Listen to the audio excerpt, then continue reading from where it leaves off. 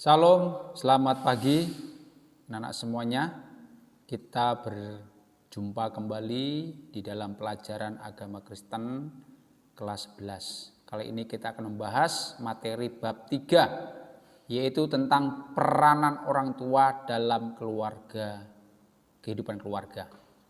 Mari kita awali pelajaran kita dengan berdoa. Bapa di surga, terima kasih, kami bersyukur buat hari ini kalau kami diberikan kesempatan untuk kembali mengikuti pelajaran. Berkatilah hati dan pikiran kami agar bisa mengerti dan memahami setiap penjelasan dari guru. Terima kasih Tuhan, ini doa kami dalam nama Yesus. Haleluya. Amin. Baik anak-anak, mari kita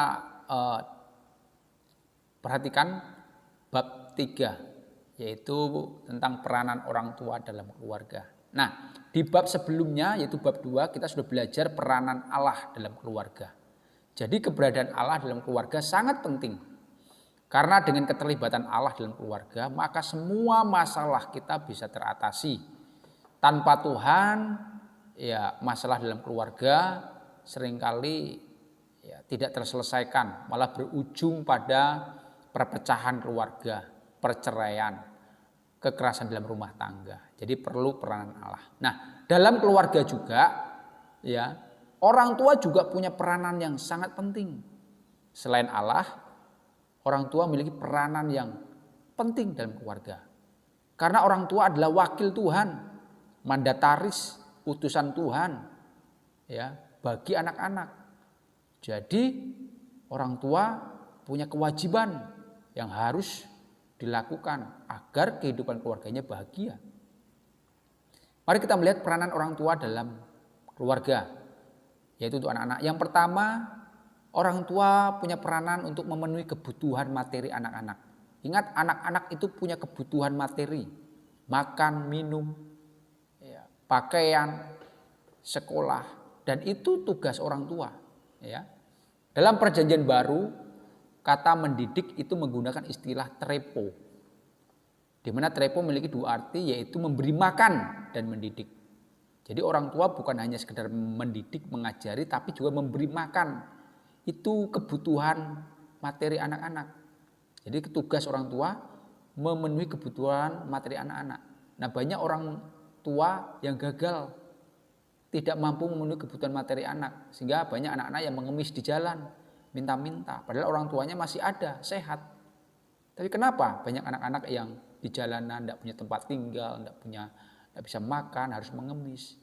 Ini kegagalan orang tua. Nah, kita tidak boleh. Ya, jadi orang tua punya peran memenuhi kebutuhan anak-anak. Yang kedua, orang tua harus menciptakan rumah yang nyaman buat anak-anak. Nyaman dalam arti rumah harus bisa memberikan kenyamanan bagi anak-anak. Di rumah anak merasakan kasih sayang, di rumah anak merasakan perhatian orang tua, kehangatan orang tua. Di rumah anak merasa dekat dengan orang tua. Jadi rumah harus menjadi tempat yang indah buat anak-anak, seperti surga kecil buat anak-anak. Jangan di rumah itu seperti di neraka. Ya.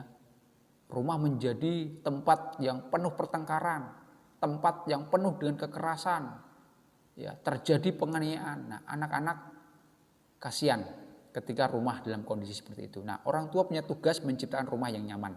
Yang ketiga, orang tua mendidik anak-anak dalam menurut firman Tuhan, Alkitab. Dalam Efesus 6 ayat 4, orang tua itu harus mengajar anak-anak, mendidik anak-anak sesuai ajaran Tuhan. Kalau dalam bahasa Yunani disebut paidikurio, ajaran Tuhan. Jadi orang tua harus mendidik anak-anak bukan menurut pikirannya, bukan menurut kehendaknya, tapi menurut ajaran Tuhan. Seperti apa? Ya seperti dalam Alkitab. Ya. Jadi pendidikan dalam keluarga Kristen harus sesuai dengan norma-norma Kristen, yaitu Injil, sesuai dengan Injil dan Taurat. Ya. Ini Alkitab itu menjadi acuan bagi orang tua untuk mendidik anak-anak. Mendidik secara Kristen berarti mengajarkan anak-anak tentang hukum-hukumnya Tuhan dan belajar Anak-anak diajari untuk belajar taat kepada Tuhan. Dan tugas orang tua adalah mendidik. Ulangan 6 ayat 6 sampai 10. Orang tua harus mendidik anak-anak sejak dini. Ya. Bukan hanya mendidik secara kata-kata, tapi harus menjadi teladan bagi anak-anak. Ya. Jadi banyak orang tua mendidik hanya kata-kata, main perintah, main suruh, tapi tidak bisa jadi teladan. Nah, ini perlu keteladanan orang tua. Bagaimana cara mendidik anak berdasarkan firman Tuhan? Yang pertama, mendidik berdasarkan iman dan doa. Ini pernah dilakukan oleh Abraham. Abraham adalah bapak orang beriman. Ya, sehingga Abraham menularkan imannya kepada anaknya Ishak. Ya. Dan Ishak tumbuh menjadi anak-anak yang beriman seperti bapaknya. Nah, ini dia. Kita harus mendidik ya anak-anak berdasarkan iman. Makanya orang tua perlu punya iman yang baik, iman yang kuat supaya tertular kepada anak-anaknya. Yang kedua, mendidik anak dengan rendah hati. Tidak boleh kasar, tidak boleh otoriter, harus rendah hati, penuh kelemah lembutan. Sehingga anak itu merasa nyaman dan bangga dengan orang tuanya. Yang ketiga, mendidik dengan tegas. Tegas ini bukan kasar ya, tegas ini artinya apa? Ya, kalau ada yang salah harus ditegur dan diberi sanksi. Tegas, tidak boleh manja. Nah, ini kesalahan yang dilakukan oleh Imam Eli kepada anak-anaknya. Imam Eli punya 3 anak di mana mereka hidup dalam dosa. Mereka suka berzinah di bait suci, mereka suka mengganggu gadis-gadis muda di bait suci, bahkan mencuri persembahan di bait suci. Tapi Imam Eli tidak pernah tegas, tidak pernah memberi sanksi kepada anak-anaknya. Nah, ini salah, ini keliru. Ya, jadi mendidik anak harus tegas. Nah, pada masa sekarang itu banyak orang tua melakukan kesalahan dalam mendidik anak. Apa saja? Ya, pada umumnya ada 4 kesalahan yang dilakukan orang tua. Orang tua menyerahkan sepenuhnya kewajiban mendidik anak itu kepada orang lain atau kepada lembaga seperti sekolah, gereja, pemerintah, guru, pendeta. Ini diserahkan sepenuhnya. Jadi orang tua nggak mau tahu. Tugas mendidik itu tugas guru, tugas pendeta. Jadi orang tua hanya cukup memberi makan, menyekolahkan.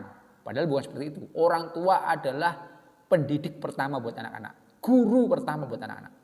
Yang kedua, kesalahannya orang tua terlalu memanjakan keinginan anak. Keinginan anak dituruti. Semua kemauan anak diikuti. Ya. Padahal belum tentu manfaatnya baik buat anak-anak. Jangan menuruti, memanjakan anak-anak. Ya, keinginan anak. Karena itu bisa berakibat fatal. Yang ketiga, banyak orang tua yang berlaku seperti Tuhan, ya, berkuasa, memaksakan kehendak pribadi kepada anak-anak, memaksakan, ya, kehendaknya kepada anak-anak, ya, harus tunduk, kalau tidak dipukul, dihajar, seolah-olah orang tua itu seperti Tuhan. Nah, ini namanya otoriter, tidak boleh. Ini kesalahan yang fatal. Kalau kita melakukan hal seperti itu, anak menjadi depresi, stres.